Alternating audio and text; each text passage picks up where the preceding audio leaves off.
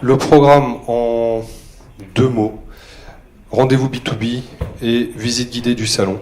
Je vais donner la parole à Baptiste qui va vous expliquer en quoi consiste l'organisation de ces visites guidées, sachant que la démarche qu'on a prise, c'est d'accompagner les entreprises, parce qu'aujourd'hui, l'innovation fait partie de la survie de l'entreprise. Donc tous les grands groupes, les ETI, les PME ont besoin d'avoir de l'innovation, ont besoin d'intégrer l'innovation. Il y a différents biais. Il y a l'open innovation, des prises de position dans des entreprises, travailler avec des centres de recherche. Mais aujourd'hui, c'est plus facultatif, ça devient indispensable pour les entreprises. 10% de l'augmentation de l'économie est liée à l'innovation, et c'est vraiment une question de survie pour les entreprises. Donc c'est pour ça qu'on s'est inscrit dans ce programme. Baptiste, je te laisse la parole pour expliquer comment on accompagne l'ensemble des participants. Merci beaucoup, bonjour à tous. Je m'appelle Baptiste Rongier, moi je suis responsable de l'expérience utilisateur au sein de la société Emotic qu'a présenté un petit peu tout à l'heure Christophe. Et je suis le porte-parole des consultants qui vont vous accompagner lors de ces visites guidées. Donc je parle au nom de ces experts en innovation et en nouvelles technologies. Rapidement, notre métier, c'est de concevoir des expériences centrées utilisateurs, et on va intégrer des technologies, mais surtout des innovations d'usage. Donc on va penser l'expérience dans sa globalité. Notre métier, c'est donc d'être plutôt bon dans toutes les technologies, que ce soit du simple device, téléphone, à la VR, à la R. On va impliquer toutes les technos, mais surtout, c'est pas la techno qui va donner du sens à l'usage, c'est bien l'inverse. Donc, concrètement, notre métier, en tant que designer, développeur ou prototypeur, c'est au quotidien, aller chercher de l'inspiration, de faire une veille quotidienne sur cette nouvelle technologie, sur ces innovations d'usage, pour les injecter après dans nos projets. Donc, cette veille qu'on fait, on l'a fait toute l'année, pas uniquement pour le CES, mais en l'occurrence pour le CES, ce qu'on fait. Ça c'était un slide que je trouve intéressant, que tu n'as pas représenté, mais qui faisait partie de ton introduction. Eurotech Week, c'est bien répondre aux enjeux de la transformation digitale, à l'open innovation et aux besoins de développement interne. C'est-à-dire que vous, quand vous allez venir au CES, vos objectifs sont précis, et ce qu'on va essayer de faire, c'est de capter vos besoins, vos envies, et de vous faire une visite la plus adaptée pour répondre à ce que vous souhaitez y trouver. J'excuse Michael Toby, notre CEO, qui n'a pas pu être présent aujourd'hui, mais si je devais reprendre une des phrases, pourquoi lui c'est important aujourd'hui de s'inscrire dans ce format-là, puisque notre accompagnement, ça permet de ne visiter que des stands qualifiés, au préalable et retenus avec vous, ce qui rend efficient ce salon déjà si dense. Concrètement, vous avez bien vu que les distances étaient très longues, qu'il y avait plus de 3900 exposants. C'est énorme, et évidemment, vous ne pourriez pas faire tout seul. La première année, je me souviens, je l'ai pas du tout fait en tant que consultant, je l'ai fait en tant que visiteur, et je suis resté pendant une journée à tourner au même endroit, et j'ai loupé une grosse partie en fait de l'activité. Ce qu'on a compris, c'est qu'il fallait cibler, ça se prépare énormément, et ça se prépare avec vous. Donc je ne vais pas repasser au travers toutes les distances, juste vous avez bien compris que la ligne orange c'est à peu près 6 km, que vous allez faire en moyenne entre 15 et 20 km de marche par jour. Voilà, donc ça c'est la vraie stat, on l'a collecté. Mathieu avait raison en disant qu'il ne faut pas trop manger pendant les fêtes. On marche beaucoup, et d'ailleurs vous le verrez à la fin, ça impacte aussi l'équipement qu'on va vous demander. Si vous voulez venir en costume avec des souliers, c'est une possibilité, mais on préconisera aussi les baskets. Bien souvent les gens se déplacent justement comme ça, puisque on marche énormément sur les différents sites. Hop. Oui, c'est bon. Concrètement, si vous allez sur le site du CES, il change chaque année, mais il y a 11 grandes tendances. Alors, ça a sauté d'un coup. On a 11 grandes tendances qui sont matérialisées sur une liste. Alors, on peut la challenger. C'est pas toujours évident de comprendre pourquoi certaines rubriques sont dans des catégories, mais vous l'aurez compris, par rapport au site, vous allez pouvoir aller chercher les différentes branches qui vous concernent.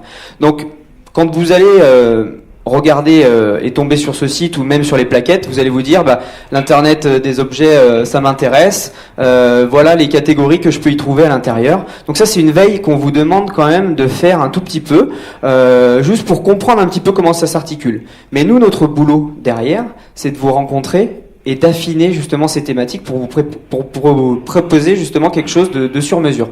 Comme le disait tout à l'heure en amont Mathieu et Lionel, la résilience, c'est la nouveauté un petit peu de cette année. On va voir comment ça va évoluer. Et puis il y a un espace qui grossit un tout petit peu aussi, c'est design, sourcing et packaging, qui est vraiment plus orienté là sur des accompagnements et des sociétés qui vont vous aider sur la conception, le sourcing et l'emballage. Voilà un petit peu les grandes thématiques. Comment ça se passe finalement les visites? Donc comme je vous le disais, en amont du CES, donc nous on a déjà commencé notre activité. Le programme CES est tombé il y a très peu de temps quand même, hein, vraiment les thématiques où on sait les sociétés qui vont être présentes. Aujourd'hui on a déjà extrait toutes les sociétés qui sont déjà visibles et qui seront présentes au CES, mais il y en a d'autres qui vont arriver. Notre boulot c'est bien de comprendre quelles sont ces sociétés, qu'est-ce qu'elles proposent en valeur d'usage, de bien percevoir les innovations. Et ce qu'on va faire avec vous, pour certains d'entre vous on a déjà commencé ce travail, on va vous rencontrer via un call ou en rendez-vous pour affiner finalement les tendances que vous souhaitez aborder.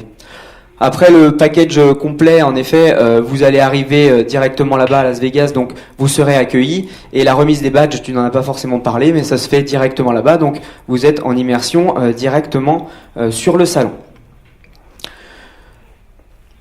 Notre accompagnement, il consiste surtout à organiser des rencontres avec des sociétés. Donc vous l'aurez compris, il y a bien 3 différentes catégories de typologies de sociétés. Il y a les startups, les scale-up et les entreprises, les plus grands groupes. Ce qui est assez amusant, c'est en effet, vous avez Eureka, où vous allez voir, les allées sont toutes petites, les stands sont beaucoup plus petits, et on a tendance à se serrer, on est les uns sur les autres. Quand on monte à l'étage du dessus, à Sands, on a un petit peu plus de place. Donc là, on se rend compte qu'on est sur les scale-up.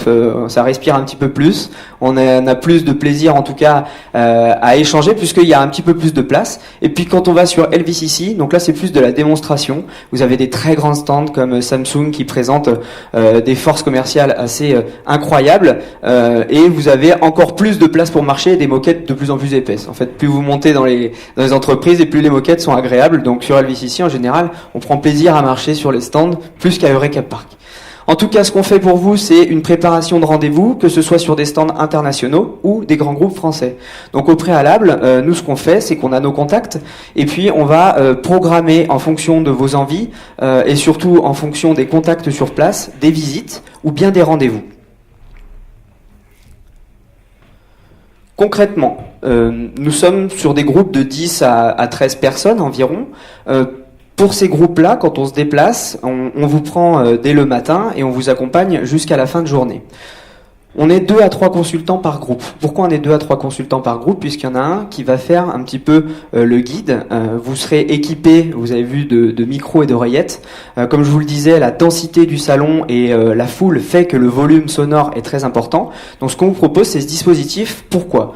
On vous propose d'une part, pendant les phases de transition, puisque pour aller d'un stand à l'autre, parfois il y a 5-10 minutes de marche.